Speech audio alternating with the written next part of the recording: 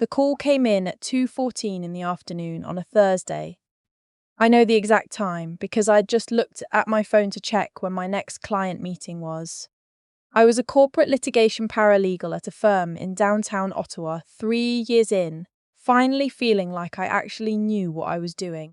I'd eaten half a sandwich at my desk. I remember thinking I should finish it after the call. I never did. The paramedic's voice was calm in that way that makes your stomach drop before your brain catches up. She said there'd been an incident at the Rideau Centre Parkade. A vehicle had clipped me while I was walking to my car. I'd hit the concrete barrier. I was conscious but disoriented, and they needed an emergency contact at the Ottawa Hospital, General Campus. My husband, Tom, was my emergency contact. Had been since the day I put it in my HR file 3 years ago. But Tom was on a job site in Gatineau that afternoon, no cell service, deep in a commercial renovation project his company had been contracted for. His foreman was trying to reach him. So they called my parents' house. The number I'd listed as secondary. I heard my mother pick up. I heard her say, "Oh God, which hospital?" And then I heard my younger sister's voice in the background, sharp and rising, and everything changed. Let me back up, because none of this makes sense without understanding what kind of family I come from. I'm the older daughter. My sister Bree is 4 years younger. Growing up, Bree was the one who needed things: attention, rescue, reassurance, money. She was dramatic in the way that certain people are dramatic, where every inconvenience becomes a catastrophe, and every catastrophe somehow becomes about them. And my parents, God love them, fed it. Every single time. I was the steady one, the one who got a scholarship to Carleton, the one who moved out at 22 and never asked them for anything, the one who sent money home when my dad's back kept him off work for 8 months and they were behind on the mortgage. I didn't make a big deal of it. I just did it because they needed help and I could help. Tom thought I was too easy on them. He'd said it gently, more than once. "You set yourself on fire to keep them warm," he told me once, after I'd transferred $900 to cover a car repair my parents couldn't afford. He wasn't wrong. I just didn't know how to be any other way. Bree had never left home. At 28, she was still living in my parents' house in Barhaven, paying nominal rent, working part-time at a salon. She drove a used Honda that my parents had co-signed for. She had a rotating cast of friends and boyfriends who were always causing some kind of drama. And whenever that drama erupted, my parents' entire world compressed down to Bree and whatever she needed in that moment. I accepted this. I'd made peace with it, or I thought I had. I hadn't, so. Back to 2:14 p.m. On that Thursday, my mother picked up. She heard it was the paramedics. She said, "Oh God, which hospital?" And then Bree's voice in the background got louder, and I heard a muffled exchange, and then my mother came back on and her voice had changed. Gone slightly tight, slightly distracted. "She's okay?" my mother said to the paramedic. "She's awake?" The paramedic confirmed I was conscious and coherent. "Okay," my mother said. "Okay, we'll get there." She didn't get there, not for 4 hours. I know. Because I lay in that hospital bay counting ceiling tiles with a mild concussion, a lacerated forearm that needed 12 stitches, and 2 cracked ribs, waiting for someone to tell me I wasn't alone. The nurses were kind. One of them, an older woman named something I can't remember now, brought me a warm blanket without me asking. Tom's foreman finally got word to him around 4 p.m. And Tom drove straight there, still in his work clothes, dried drywall dust on his forearms, and he walked in and took my hand and didn't say anything for a minute. Just held it. My parents arrived at 6:22 p.m. I know the exact time because Tom had his phone out when they walked in. He'd been keeping notes. That's the kind of man he is. My mother came in first, flushed and apologetic, carrying a Tim Hortons bag like that was going to fix something. My father followed behind her, not quite meeting my eyes, and behind him, I'm not making this up, was Bree, who had apparently needed a ride to the hospital because she was, quote, too upset to drive. She came to my bedside and hugged me and said, "I'm so glad you're okay." I didn't say anything. I looked at the ceiling. Tom very quietly asked to speak to my parents in the hallway. I heard low voices. I didn't hear what was said. He came back in alone and sat back down next to me and said, "Later. We deal with this later." What happened? I finally asked my mother that night, when Tom had gone to get something from the vending machine and we were briefly alone. Why did it take 4 hours? She looked down at her hands. She said Bree was having a hard time. I waited. She got a ticket, my mother said. A photo radar ticket, on the Queensway. It came in the mail this morning, and it was a lot, and she was really upset, and your father and I were trying to help her figure out what to do, and we just... How much was the ticket? My mother hesitated. How much? $340. I had 12 stitches in my arm, 2 cracked ribs. I had been lying alone in a hospital for 4 hours because my sister got a $340 photo radar ticket and had a meltdown. I didn't yell. I didn't cry. I looked at my mother for a long moment, and then I turned my face toward the window, and I didn't say another word to her that night. Tom drove me home the next day, helped me up the stairs of our townhouse in Kanata, set me up on the couch with pillows and a heating pad and the remote, made me soup from a can and sat beside me and said, "Tell me everything," so I did. I told him everything I'd been swallowing for years. The $900 car repair, the time I'd covered Bree's rent for 3 months because she'd had a falling out with a friend and was too stressed to work. The time I'd skipped my own work Christmas party to drive Bree to an urgent care clinic for what turned out to be a routine sinus infection.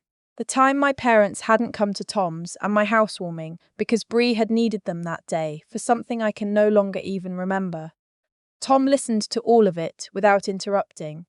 Then he said, "What do you want to do?" "I don't know yet," I said. "Take your time," he said. I did take my time. 6 weeks of it. 6 weeks of healing ribs, and a lot of quiet and a lot of thinking. During those 6 weeks, my mother called 3 times. Each call was warm and concerned and slightly rushed, and each one ended with a mention of something Bree was going through. The third call, she asked if I could maybe send a bit extra that month because Bree's hours at the salon had been cut. I told her I'd think about it. I didn't send anything. Here's the thing about being the responsible one. People stop seeing it as effort. They start seeing it as identity.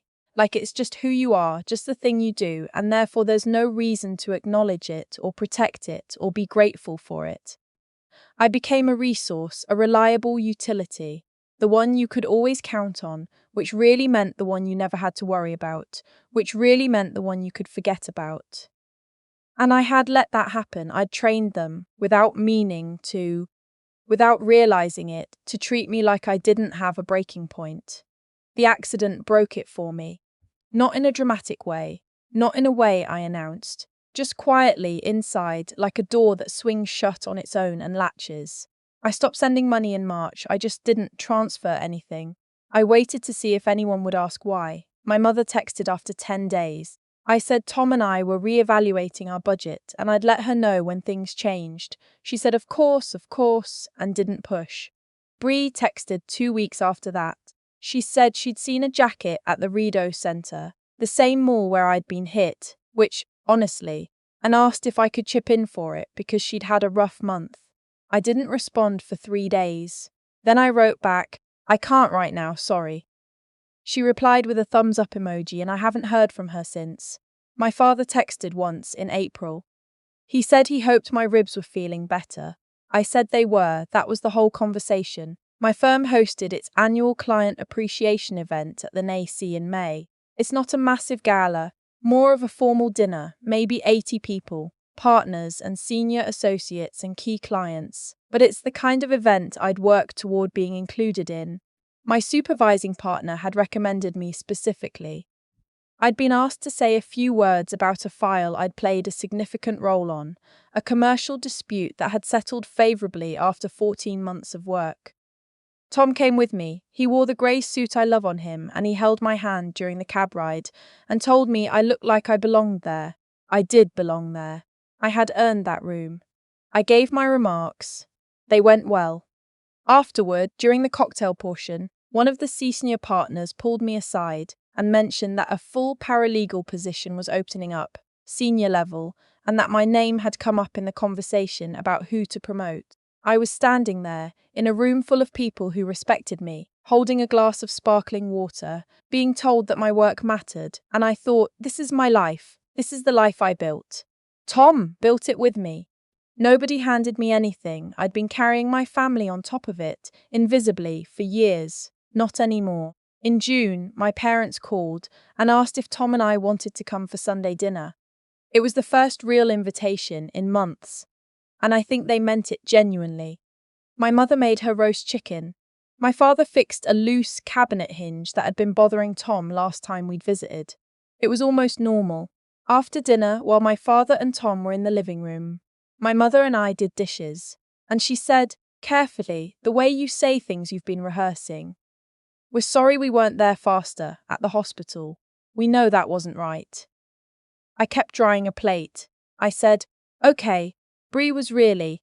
I know, I said. You've explained it. There was a pause. She got a $340 ticket, I said. And I had cracked ribs and 12 stitches, and I lay in that hospital alone for 4 hours.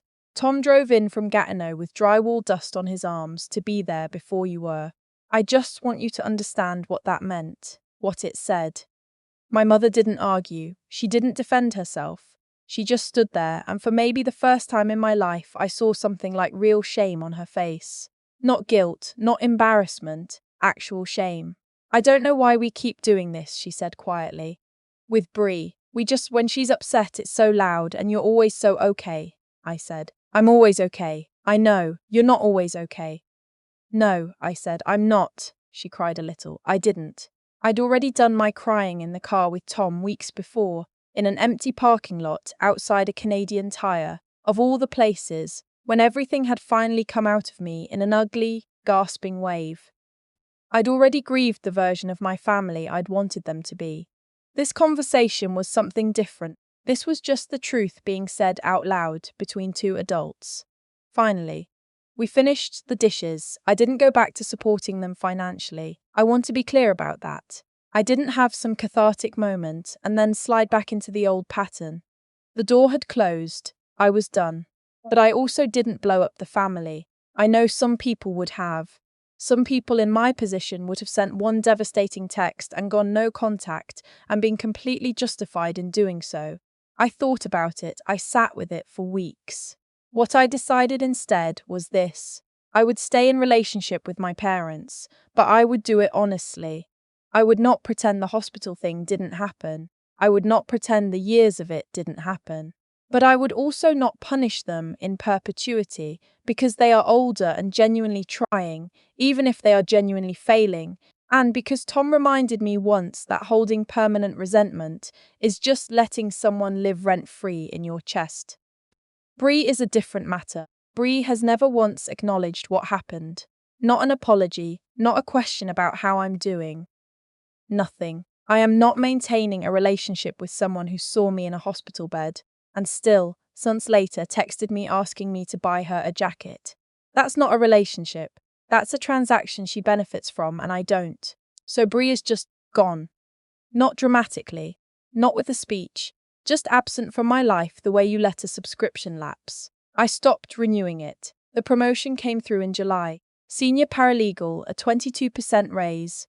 My own small office with a window that looks out over Spark Street.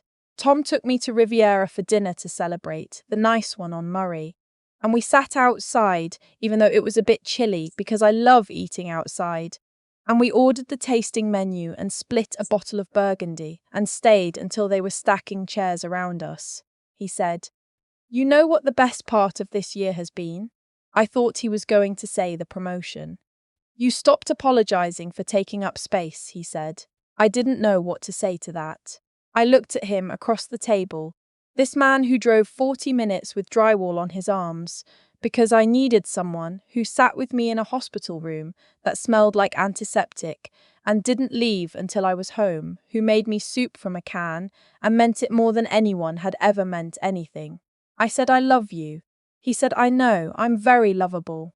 And then he laughed at his own joke, which he always does, and I laughed too because even after 7 years it still gets me. Last month my niece, Bree's daughter from a previous relationship, a 7-year-old named Poppy who has nothing to do with any of this, had a school concert. My mother mentioned it, carefully, not sure if I'd come. I almost said no. I went. Because Poppy is 7 and she sang off key, and she spotted me in the 3rd row, and her whole face lit up. And that has nothing to do with her mother or my mother, or $340 photo radar tickets or cracked ribs. That's just a kid who was happy to see me. I sat next to my father. We didn't talk much. But at one point, during the applause after Poppy's class finished their song, he leaned over and said, without looking at me, "You turned out better than anything we taught you. That's not something to be proud of, but it's true." I didn't answer. I clapped for Poppy, but I held on to that sentence for the whole drive home, not because it fixed anything. Nothing is fixed exactly, just because it was honest, and from him in that moment it cost something. That's enough, I think. Not everything gets wrapped up clean, but this part is mine. The job, the office with the window, Tom and his terrible jokes, the life we built without anyone handing us anything. They chose a $340 ticket over me. I chose myself after that, and I haven't looked back.